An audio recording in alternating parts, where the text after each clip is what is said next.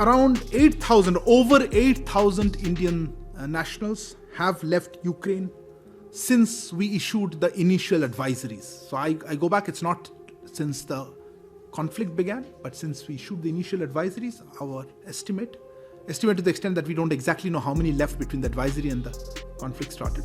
And as I speak, I think the 6th flight has just landed. So 6 evacuation flights have landed in India, bringing back around 1,396, I think is the number that I have, 1,400 students, Indian citizens. These are 4 flights were from Bucharest, as you remember, and 2 from Budapest. I'm happy to announce that we have also been able to open a new route through Moldova.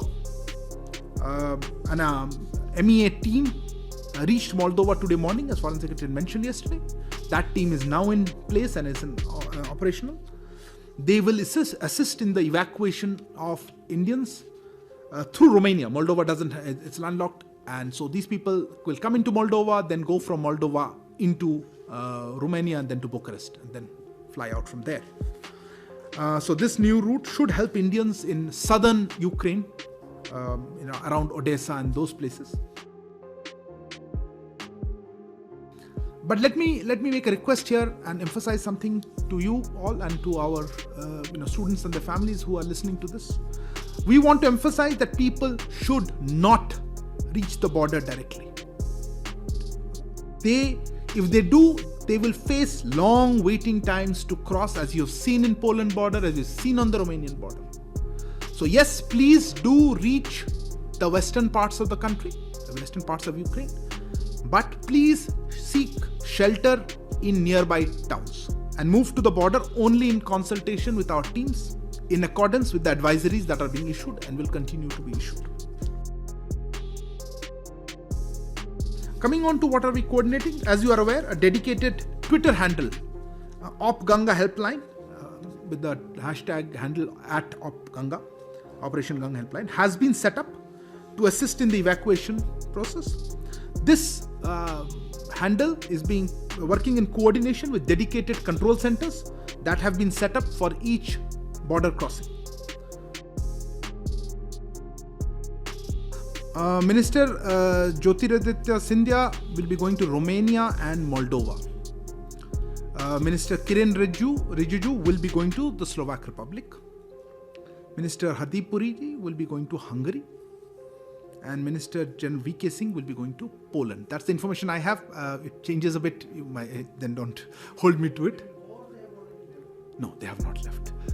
They are here, but they will go as soon as possible. They'll go very shortly. This was direction from the Honorable Prime Minister, and I think early morning today, and it will happen soon.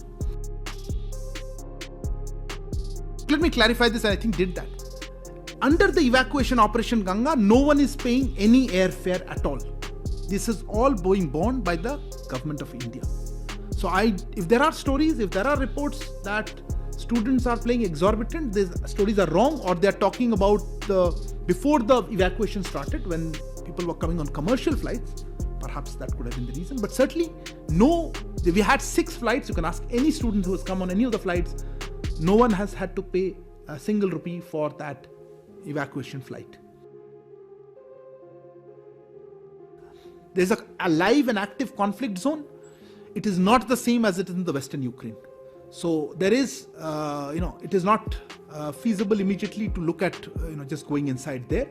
But yes, distance-wise is much closer, and as and when, or if and when a situation arises that we are able to pull them out from that side, we're exploring possibilities and keeping plans ready. Conflict जब तक चले, options हमारे पास limited हैं.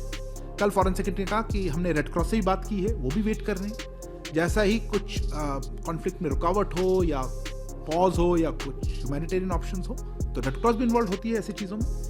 हम closely monitor कर रहे हैं, जैसा मौका मिले कुछ असिस्टेंस देंगे. बट कॉन्फ्लिक्ट जोन में कभी कभी it is better to stay safe. पर हम समझ सकते हैं उनकी पीड़ा, वो बैठे हुए हैं अंदर बंकर्स में, और जितनी जल्दी हो सके हम ट्राई करेंगे. Yes, I can confirm that at the request of the ambassador of Ukraine, we will be sending humanitarian assistance to the people of Ukraine, to the government, to Ukraine, including medicines, which they have requested. I don't have any additional details at this moment. As he said, it's just been requested and been processed. We will share more as we go ahead.